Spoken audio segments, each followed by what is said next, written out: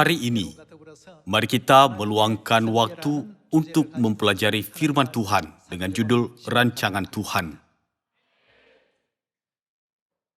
Seperti judul hari ini, siapa yang merancang seluruh alam semesta?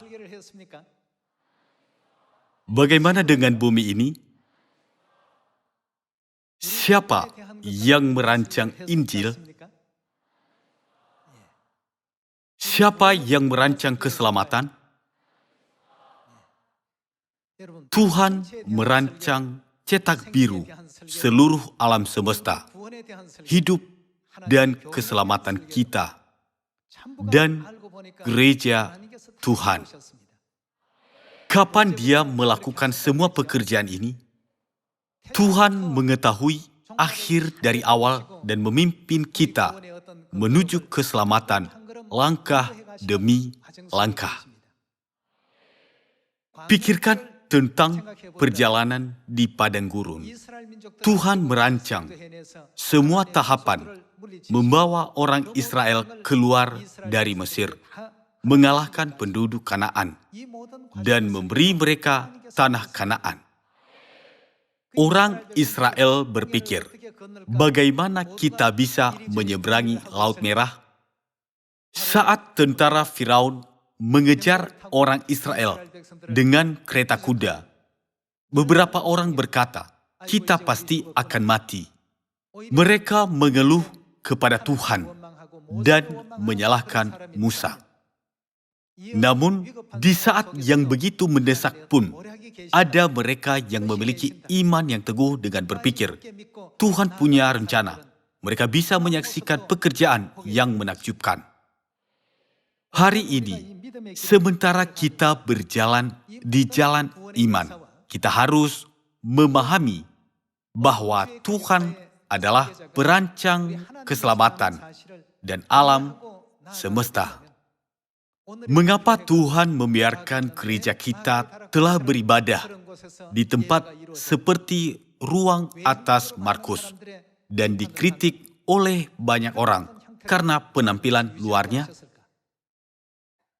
Seluruh alam semesta adalah milik Tuhan. Jadi, sejak masa gereja awal, Dia bisa mengizinkan tempat ibadah yang mewah, bukan?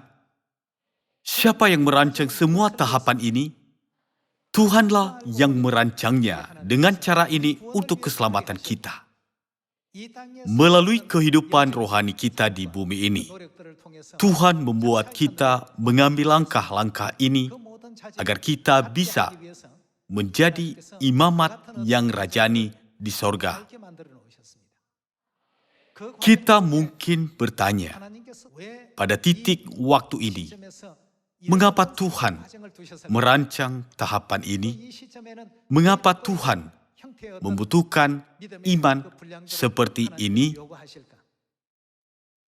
Jika kita perhatikan dengan seksama, kita bisa mengetahui bahwa Tuhan telah membimbing kita sehingga kita bisa memasuki kerajaan sorga. Apakah menurut Anda Injil tidak bisa digenapi jika kita tidak menginjil sampai ke ujung bumi? Di dalam Mazmur pasal 19, Tuhan sudah berkata, Injil Tuhan telah sampai ke ujung dunia. Juga di dalam Matius pasal 24, Tuhan berkata, Injil ini akan diberitakan kepada semua bangsa. Tuhan telah merancangnya seperti itu. Bisakah manusia mengubah rancangan Tuhan? Jika mereka bisa mengubahnya, setidaknya mereka harus bisa menghentikan rotasi bumi. Siapa yang bisa melakukannya? Walaupun Albert Einstein bangkit dari kematian, dia tidak bisa melakukannya. Siapa yang melakukan pekerjaan ini? Bumi berotasi dan berputar mengelilingi matahari, dan itu miring pada 23,5 derajat. Itu ditempatkan pada jarak pantas dari matahari. Tuhan menciptakan satelit yang disebut bulan yang menyebabkan pasang surut. Bapa dan Ibu kita yang perkasa menciptakan semua ini. Jadi, bukankah seharusnya anak-anak Tuhan diperlakukan dengan rasa hormat tertinggi dari seluruh umat manusia di bumi ini? Tetapi anehnya Tuhan menciptakan anak-anaknya dianggap rendah dan hina di bumi ini. Bukankah itu tertulis dalam Alkitab?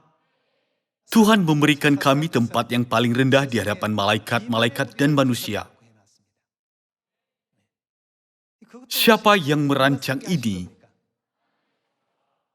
Itu adalah rencana Tuhan bagi kita untuk sepenuhnya bertobat dari segala dosa kita di bumi agar kita bisa menjadi imamat yang rajani ketika kita kembali ke sorga. Meskipun Tuhan bisa melakukan segala sesuatu, Dia berkata kepada kita, "Kamu tidak boleh melakukan ini. Kamu harus melakukan ini." Mengapa? Ada banyak gereja seperti pasir di tepi pantai. Ada banyak sarjana Alkitab yang mengaku tahu Alkitab dengan berpikir, "Aku yang terbaik." Namun Tuhan tidak mempercayakan Injil kepada mereka.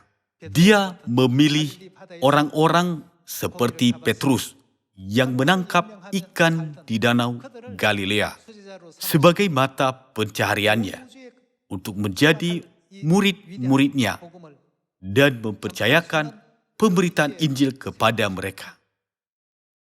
Manusia tidak bisa memprediksi pekerjaan Tuhan. Tuhan memiliki hikmat yang tidak bisa kita bayangkan. Oleh karena itu, kita patut bersyukur kepada Bapa dan Ibu karena kita telah dipertemukan dengan mereka dan telah mengambil bagian dalam rencana keselamatan mereka. Siapa di dunia ini yang menghadiri gereja yang telah didirikan Tuhan? Siapa di dunia ini yang mempelajari dan melakukan ajaran yang diajarkan Tuhan sendiri? Kita tidak mengenal diri kita sendiri. Kita tidak tahu sama sekali tentang Tuhan. Dengan kuasa yang besar, Dia memerintah alam semesta dan menjalankan keselamatan sesuai dengan rencananya. Siapa yang membuat rencana untuk keselamatan kita dan rencana saat kemunculan Ibu Sorgawi? Ada tertulis di Matius pasal 24, Injil ini akan diberitakan kepada semua bangsa. Tuhan memberitahu kita rencana ini 2000 tahun yang lalu. Dan menurut Mazmur pasal 19, bahkan di zaman perjanjian lama, Dia memberitahu kita rencana ini, bukan? Pekerjaan ini akan digenapi oleh anggota-anggota gereja Tuhan di zaman ketika orang dibaptis dalam nama Bapa, Anak, dan Roh Kudus. Kita tidak bisa mengubah rancangan Tuhan apapun. Jika kita berkata, "Aku pikir kehendakku lebih baik daripada kehendak Tuhan," mari kita melakukannya dengan caraku, maka pekerjaan keselamatan tidak akan pernah terpenuhi. Jadi, kita perlu memiliki iman terhadap Tuhan, bukan? Tuhan telah merancang bahwa hari ini, pada titik ini, umat-Nya akan lahir ketika Sion dibangun kembali.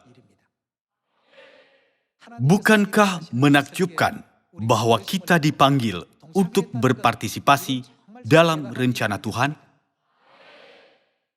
Ada 200 miliar bintang di galaksi kita.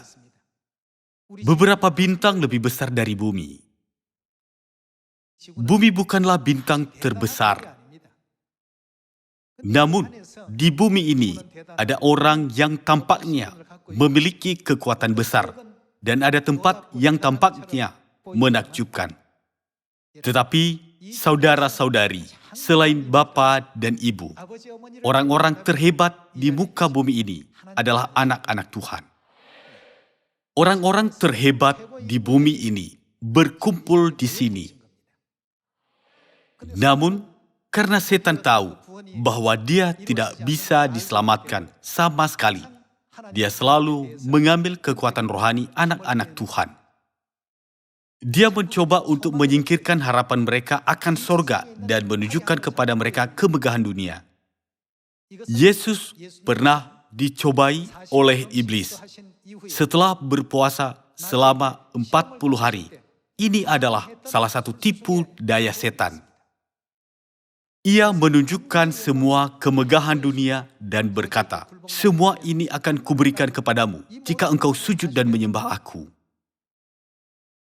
Meskipun terlihat bagus di mata orang, di alam semesta, bumi lebih kecil dari sebutir pasir di tepi pantai.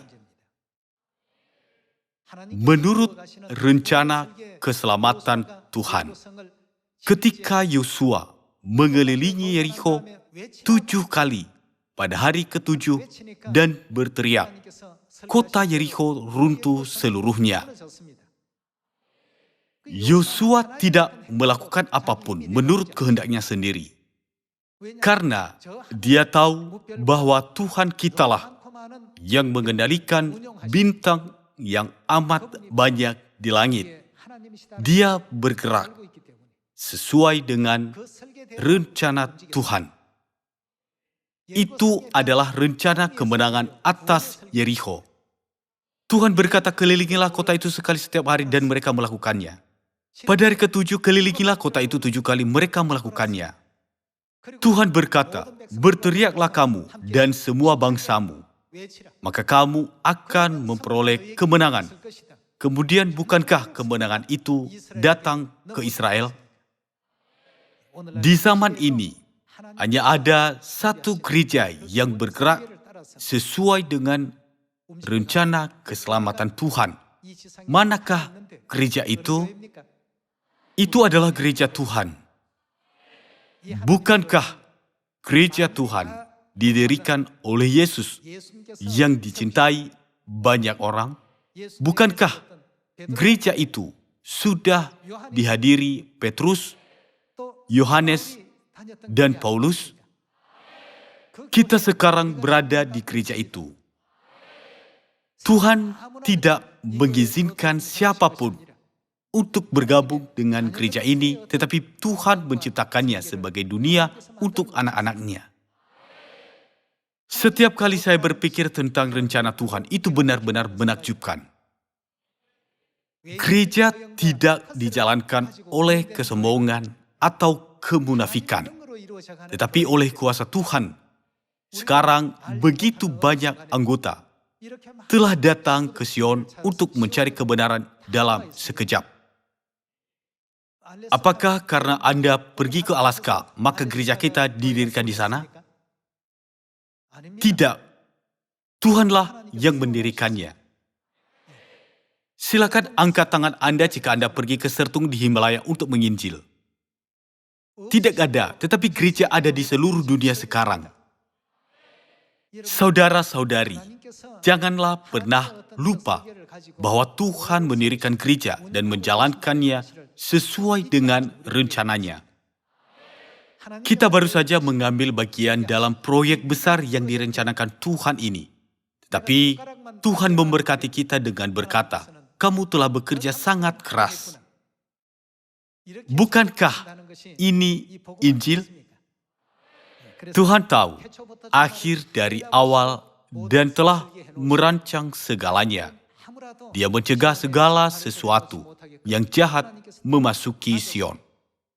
Mari kita lihat setiap proses dari rencana Tuhan melalui Yesaya pasal 46. Pasal 46.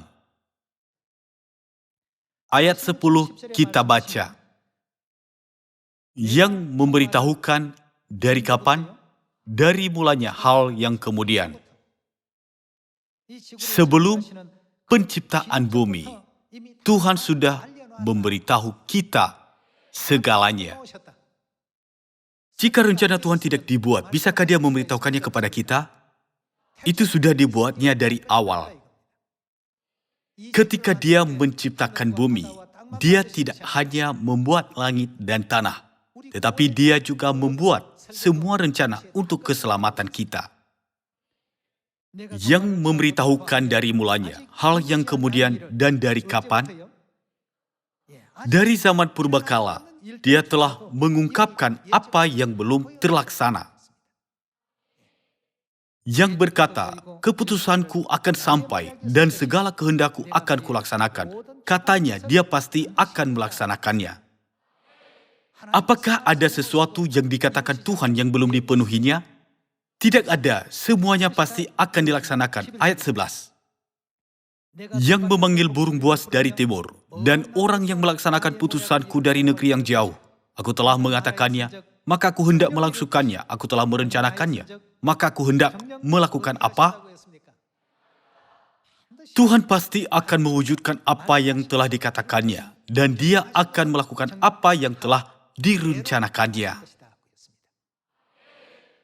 Rencana keselamatan yang sempurna telah ditetapkan sesuai dengan kehendak Tuhan sejak awal.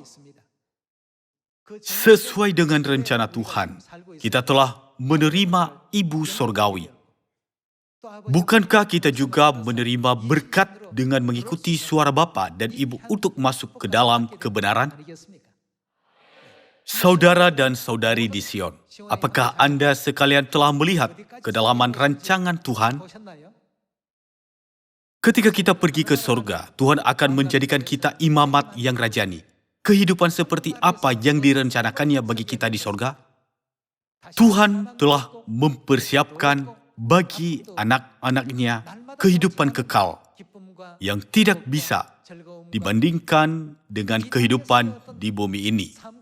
Tidak akan ada lagi kesakitan, tetapi dipenuhi dengan sukacita dan kebahagiaan. Untuk menerima kehidupan seperti itu, kita sedang melalui setiap tahapan saat hidup dalam kesulitan. Ketika Anda berpikir itu terlalu sulit, berdoalah dengan tekun. Di mana rencana yang telah dipersiapkan Tuhan untuk keselamatanku? Tolong bantu aku untuk bertahan sampai akhir dan mengatasi kesulitan ini, sehingga aku bisa menikmati kehidupan abadi di surga bersama Bapa dan Ibu. Jika kita berdoa dengan sungguh-sungguh setiap hari dan terus maju, hidup kita tidak akan mendapatkan hasil yang buruk. Bukankah Tuhan berkata bahwa setelah beberapa saat, dunia indah yang belum pernah kita bayangkan akan menjadi milik kita? Kita harus memiliki iman dalam janjinya. Menurut Ibrani pasal 11, bagaimana orang yang setia memandang kehidupan di dunia ini? Pendatang dan orang asing di bumi ini. Saudara-saudari, jika Anda mengunjungi negara asing, bisakah Anda tinggal di sana selamanya? Anda mungkin tinggal untuk beberapa waktu dan harus segera kembali. Kita bisa tinggal selamanya di kampung halaman kita. Itulah sebabnya kita tidak boleh terpikat oleh kehidupan kita di bumi ini dan kehilangan kerajaan sorga. Mari kita lihat beberapa contoh hal-hal yang telah dirancangkan oleh Tuhan sejak awal. Mari kita baca Kejadian pasal 6 ayat 13. Kejadian pasal 6 ayat 13. Berfirmanlah Allah kepada Nuh, aku telah memutuskan untuk mengakhiri hidup segala makhluk, sebab bumi telah penuh dengan kekerasan oleh mereka. Jadi aku akan memusnahkan mereka bersama-sama dengan bumi. Buatlah bagimu sebuah bahtera dari kayu gofir. Bahtera itu harus kau buat berpetak-petak dan harus kau tutup dengan pangkal dari luar dan dari dalam. Beginilah engkau harus membuat bahtera itu. 300 hasta panjangnya, 50 hasta lebarnya, dan 30 hasta tingginya. Buatlah atap pada bahtera itu dan selesaikanlah bahtera itu sampai sehasta dari atas dan pasanglah pintunya pada lambungnya. Buatlah bahtera itu bertingkat bawah, tengah, dan atas. Tuhan merancang bahtera. Dan Nuh melakukan segala sesuatu sesuai dengan rancangan Tuhan. Ayat 19. Dan dari segala yang hidup, dari segala makhluk, dari semuanya haruslah engkau bawa satu pasang ke dalam bahtera itu, supaya terpelihara hidupnya bersama-sama dengan engkau. Jantan dan betina harus kau bawa. Dari segala jenis burung dan dari segala jenis hewan, dari segala jenis binatang melata di muka bumi, dari semuanya itu harus datang satu pasang kepadamu, supaya terpelihara hidupnya. Dan engkau bawalah bagimu segala apa yang dapat dimakan, kumpulkanlah itu padamu untuk menjadi makanan bagimu dan bagi mereka. Lalu Nuh melakukan semuanya itu, tepat seperti yang diperintahkan Allah kepadanya, demikianlah dilakukannya. Kita sekarang berada di posisi yang sama dengan Nuh. Tuhan telah mempersiapkan rencana keselamatan. Dia berkata kepada kita, peganglah perjanjian yang baru, beritakanlah Injil di Samaria dan sampai ke ujung bumi. Baptislah sebuah bangsa dalam nama Bapa, Anak, dan Roh Kudus. Ajarlah mereka melakukan segala sesuatu yang telah kuperintahkan kepadamu. Jadikan mereka murid dengan cara ini.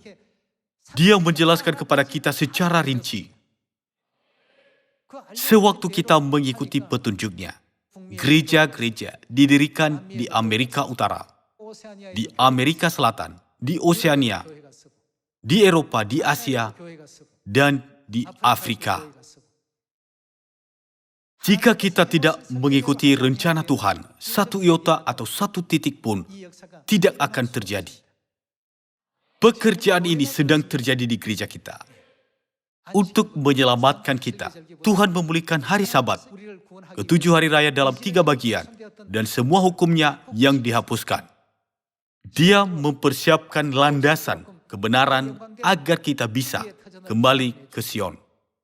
Tuhan mengajar anak-anaknya tentang Ibu Surgawi, sehingga mereka bisa menginjil kemuliaannya ke seluruh dunia. Bukankah Tuhan sudah merancangnya dengan cara ini? Dari sudut pandang manusia, bahtera itu tampaknya salah. Bukankah seharusnya sebuah kapal memiliki kekuatan pendorong? Itu harus memiliki dayung, kemudi atau tiang. Tak satu pun dari itu dirancang. Pada zaman Nuh, apakah ada motor seperti yang kita miliki saat ini? Tidak ada hal-hal seperti itu. Namun, mengapa Tuhan merancang kapal seperti itu? Jika Nuh tidak memahami kehendak Tuhan dan menanyakan pertanyaan ini kepadanya, apakah dia bisa diselamatkan? Tidak ada cara untuk memindahkan kapal ke kiri atau ke kanan. Namun, Tuhan membuatnya berjalan dengan aman sampai ke puncak Gunung Ararat dengan menggunakan angin dan ombak. Dengan cara yang sama, Tuhan membuat rencana keselamatan dan melaksanakannya di setiap zaman. Ketika Tuhan berkata, beritakanlah Injil dengan tekun, kita harus menginjil dengan teguh. Ketika Tuhan berkata, beribadahlah pada hari ini, kita harus melakukannya. Tuhan merancang hari ke-7. Tetapi kalau kita beribadah pada hari pertama, maka kita tidak mengikuti rencana Tuhan, bukan? Jika ini terjadi, kita tidak bisa menerima keselamatan. Itulah sebabnya Tuhan memerintahkan kita untuk tidak menambah atau mengurangi apapun dari firman-Nya, tapi untuk mengikuti arahannya. Itulah sebabnya ada tertulis, mendengarkan lebih baik daripada korban sembelihan. Tuhan melihat gambaran besarnya, dan kita hanya melihat sebagian dari gambarannya. Tuhan tahu akhir dari awal, dan kita hanya memikirkan apa yang ada tepat di depan mata kita. Jika kita menyadari pemeliharaan Tuhan yang besar, kita akan saling bertemu di sorga. Jika tidak, meskipun kita melihat seseorang 10 hari yang lalu, kita mungkin tidak akan melihatnya lagi. Bukankah ini akibat dari tidak membaca dengan benar rencana keselamatan Tuhan? Mari kita baca kitab Yosua pasal 6 ayat 1. Yosua pasal 6 ayat 1 kita baca. Dalam pada itu Yeriko telah menutup pintu gerbangnya, telah tertutup kota itu karena orang Israel tidak ada orang keluar atau masuk. Berfirmanlah Tuhan kepada Yosua, ketahuilah aku serahkan ke tanganmu Yeriko ini beserta rajanya dan pahlawan-pahlawannya yang gagah perkasa. Rencana Tuhan telah selesai dengan cara ini. Ayat 3. Haruslah kamu mengelilingi kota itu, yakni semua prajurit harus mengedari kota itu sekali saja. Demikianlah harus engkau perbuat 6 hari lamanya. Dan 7 orang imam harus membawa 7 sangkakala tanduk domba di depan tabut. Tetapi pada hari yang ke-7, 7 kali kamu harus mengelilingi kota itu, sedang para imam meniup sangkakala. Apabila sangkakala tanduk domba itu panjang bunyinya, dan kamu mendengar bunyi sangkakala itu, maka haruslah seluruh bangsa bersorak dengan sorak yang nyaring. Maka tembok kota itu akan runtuh. Lalu bangsa itu harus memanjatnya, masing-masing langsung ke depan. Saat mereka mengikuti rencana Tuhan, mereka mendapatkan kemenangan atas Yeriko. Apa rencana Tuhan untuk Injil? Injil akan diberitakan sampai ke ujung bumi. Saudara-saudari, jika kita memberitakan Injil sampai ke ujung bumi, sesuai dengan kehendak Tuhan, kita pasti akan menjadi lebih besar daripada Yosua atau Nuh di sorga. Orang yang melakukan pekerjaan Tuhan adalah orang terhebat. Siapa yang paling hebat di dunia ini? Bukankah yang terhebat adalah anggota-anggota keluarga Sion yang namanya tertulis dalam kitab kehidupan? Kita semua ada dalam rencana keselamatan yang dibuat oleh Tuhan. Tuhan telah memberi kita hikmat saat kita berdoa dengan sungguh-sungguh kepadanya. Ketika seseorang membuat bagian kecil, orang lain membuat bagian lain. Ketika kita bersatu dengan cara itu, maka semuanya muncul. Tuhan telah merencanakan bagian-bagian kecil untuk kita masing-masing. Tidak mungkin bagi satu orang untuk melakukan semuanya sendiri. Kita semua harus bersatu. Mari kita baca satu ayat lagi dalam Mazmur pasal 19. Mari kita baca kitab Mazmur pasal 19. Mazmur pasal 19 ayat 2. Langit menceritakan kemuliaan Allah, dan cakrawala memberitakan pekerjaan tangannya.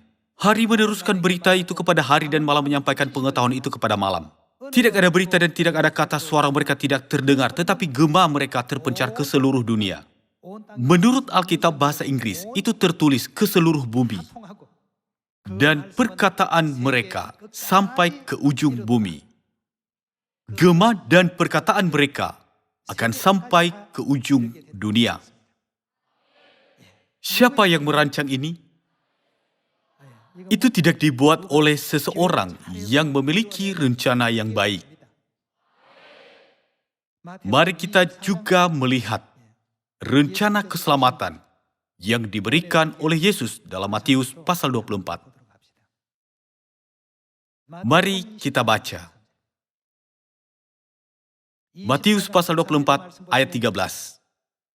Tetapi orang yang bertahan sampai pada kesudahannya akan selamat, dan Injil kerajaan ini akan diberitakan di mana? Di seluruh dunia menjadi kesaksian bagi semua bangsa.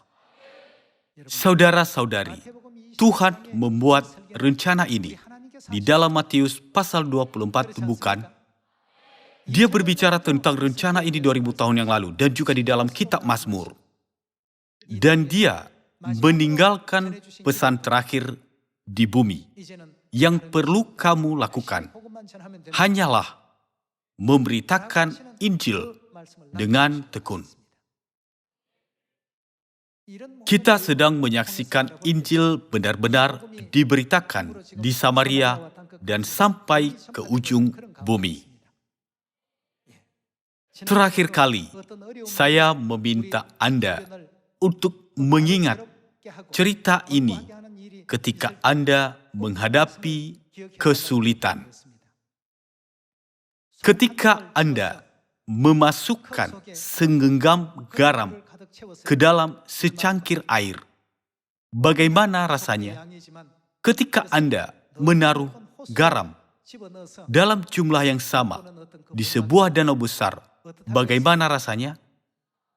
Segenggam garamnya sama.